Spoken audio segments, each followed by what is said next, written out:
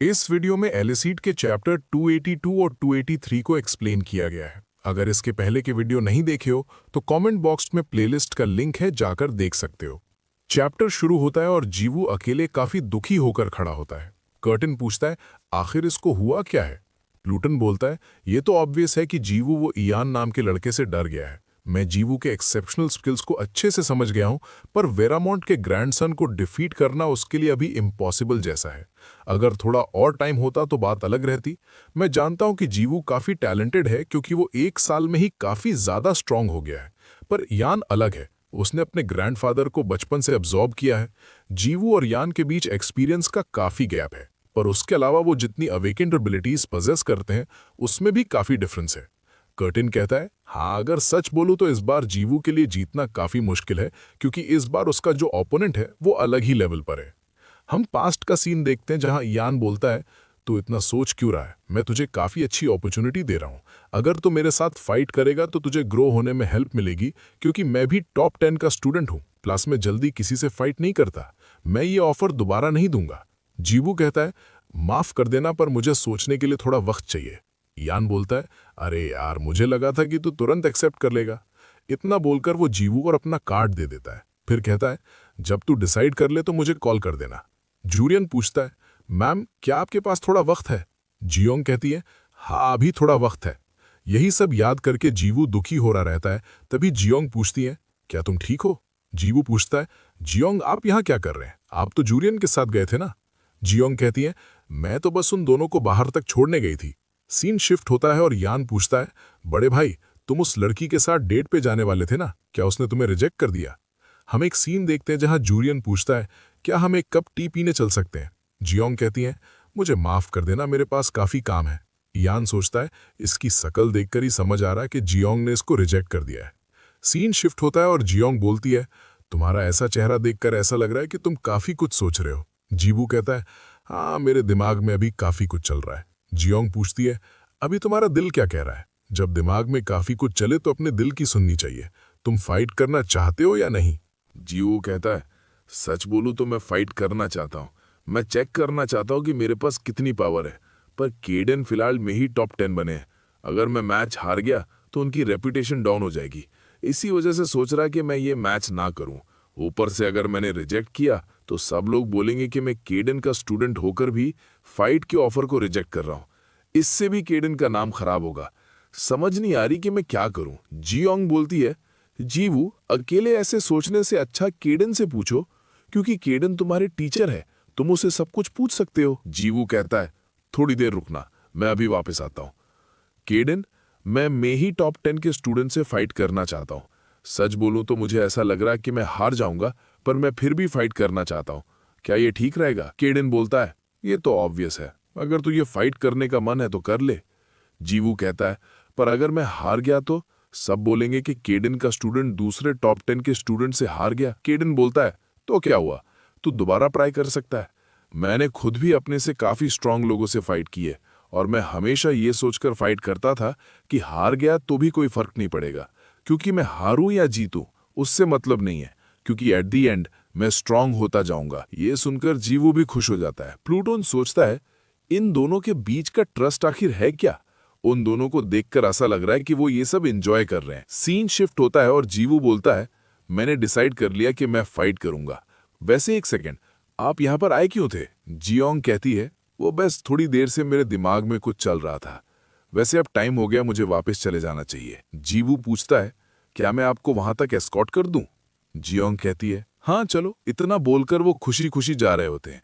Scene shift होता है और यान पूछता है, किसने कॉल किया है? जीवू बोलता है, ये मैं हूं। यान पूछता है, क्या तूने डिसाइड कर लिया? जीवू कहता है, हाँ, हम आज से 1 महीने बाद फाइट करेंगे। यान बोलता है, हाँ ठीक है, मैं समझ गया। सीन शिफ्ट होता है और वेरामोंट पूछता है, क्या तुम केडन के स्टूडेंट से फाइट करना चाहते हो? यान बोलता है, हाँ, मैं करना चाहता हूं। वेरामोंट पूछता है, आखिर तुझे किसने बोला कि तू अपनी मर्जी से कुछ भी कर सकता है? तभी जूरियन बीच में आने लगता है। वेरामोंट पूछता है, क्या तुम्हें भी कुछ प्रॉब्लम है?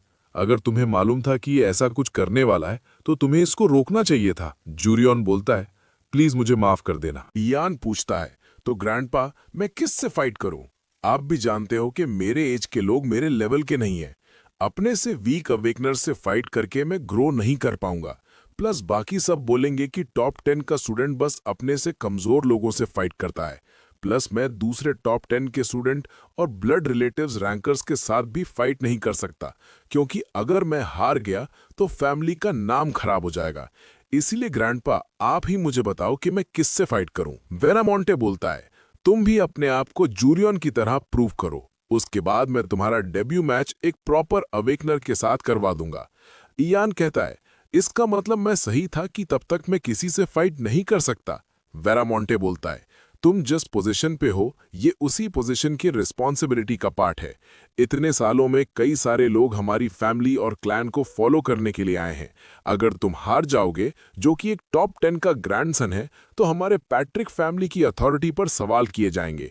अगर ऐसा हुआ तो हमारे एनिमीज शांत नहीं बैठेंगे, प्लस लोगों का ट्रस्ट टूट जाएगा, जिससे वो हमें फॉलो नहीं करेंगे। इयान कहता है, पर मैं अब फाइट करने से रिजेक्ट नहीं कर सकता, क्योंकि मैंने ही जियू को चैलेंज किया है। अगर मैंने फाइट नहीं की तो तब भी हमारी फैमिली में प्रॉब्लम्स आएंगी। पर ग्रैंडपा, चिंता करने वाली बात तो तब होगी ना जब मैं हारूंगा, और ऐसा हो ही नहीं सकता कि मैं ये मैच हार जाऊं। इसलिए आपको चिंता करने की जरूरत नहीं है।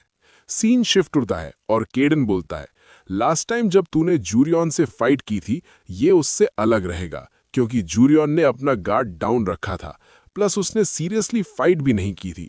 तुझे अपने आप को मरते दम तक फाइट करने के लिए तैयार करना पड़ेगा। कर्टिन कहता है, इयान भले ही तेरे एज के आसपास का है, पर उसने बचपन से ही एक टॉप 10 से ट्रेनिंग ली है। तूने आज तक अपने जितने भी अपोनेंट से फाइट की है, उसका लेवल उन सबसे काफी ज्यादा है।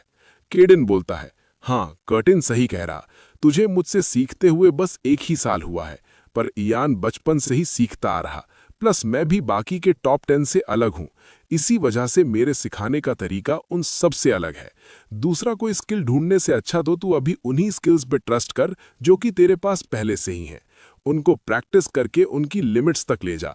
जियू पूछता है, इसका मतलब मुझे बस रिफाइन और ट्रेन करना है, जो कि मैं हमेशा से करते आ रहा हूं। केडन बोलता है, हाँ, तू सही समझा है। सीन शिफ्ट होता है और जियू ट्रेनिंग कर रहा होता है। प्लूटन बोलता है, मुझे कुछ इंपॉर्टेंट चीज बतानी है, क्या तू थोड़ा बाहर चलेगा? कर्टन कहता है, मुझे नहीं जाना, अगर तू बाहर जा ही रहा तो कैट्स की पॉटी साफ कर देना। ये सुनकर प्लूटन सदमे में चल देता है। नेक्स्ट दिन जब जीवू वापस ट्रेनिंग कर रहा होता है कि तभी प्लूटॉन पूछता है, क्या तुम्हें सच में लगता है कि तुम बस ऐसे स्ट्राइक्स करके ग्रो कर सकते हो? उन पंचेस को मेरे ऊपर ट्राई कर। जीवू कहता है, मैं समझा नहीं आप क्या बोलना चाहते हो। प्लूटॉन कहता है, ऐसी चीज पर स्ट्राइक करना जो कि दिन भर मूव ही नहीं करती, उस पे ग्रो करने की भी एक लिमिट होती है। इसलिए जीवू, तू अपनी स्किल्स का इस्तेमाल मेरे ऊपर कर। केडन बोलता है, तू इसकी बकवास इग्नोर करके बस अपनी ट्रेनिंग के ऊपर फोकस दे। ये सुनकर जीवू वापस ट्रेनिंग करना स्टार्ट कर देता है। कर्टन कहता है, प्लूटॉन, अब जब तू ह्यूमन फॉर्म में है तो जाके कैट्स की पॉटी साफ कर दे। ये सुनकर प्लूटॉन उनकी पॉटी साफ करने चल भी देता है। नेक्स्ट दिन जीवू वापस ट्रेनिंग कर रहा होता है, तभी प्लूटॉन बोलता है, इतना काफी नहीं रहेगा। केडन पूछता है, अब तुझे क्या हो गया? प्लूटॉन कहता है, केडन, मैं ये एक्नॉलेज करता हूं कि तेरा स्टूडेंट कमाल का है, उसकी स्पीड, स्ट्रेंथ, कॉम्बैट एबिलिटी सब कुछ अच्छी है, पर वो एक चीज में काफी कमजोर है। केडन पूछता है, और वो क्या है? प्लूटॉन बोलता है, जीवू, जब बात बॉडी की आती है तो तू उसमें काफी कमजोर है। तुझे नहीं लगता कि तू अगर सिर्फ अपनी स्पीड पे भरोसा करके मूव करेगा और उसी में एक अटैक लग गया तो तेरा काम वहीं खत्म हो जाएगा? इसी के साथ ये चैप्टर यहीं पर खत्म होता है। नेक्स्ट चैप्टर अगले वीडियो में।